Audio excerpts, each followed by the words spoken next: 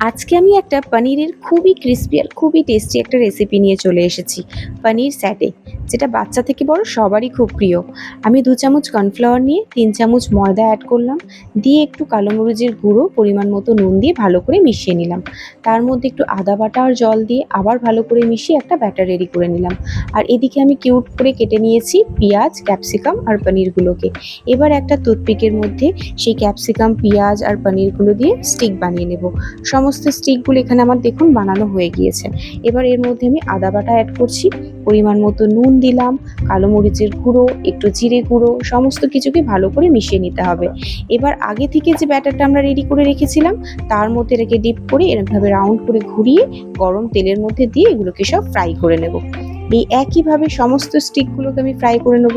এটা কিন্তু খুবই ইজি একটা রেসিপি আর খুবই টেস্টি, যেটা সবারই খুবই পছন্দের। আমি কথা দিচ্ছি আপনারা একবার যদি বানান, এটা আপনাদের অবশ্যই খুবই খেতে ভালো লাগবে। তো ভিডিওটা আপনাদের কেমন লাগলো অবশ্যই আমাকে জানাবেন। ভালো লাগলে একটা লাইক করে দেবেন। আর এই রকম যদি টেস্টি রেসিপি আপনারা পেতে চান, আমার চ্যানেলটিকে কিন্তু অবশ্যই সাবস্ক্রাইব করে দেবেন। আর আপনাদের সাথে আমার দেখা হবে আবার কালকে কোনো এক নতুন রেসিপির সাথে। ততক্ষণ সবাই ভালো থাকবেন, সুস্থ থাকবেন, সাবধানে থাকবেন। আবার দেখা হবে কালকে। তাহলে আজকের মতো টাটা।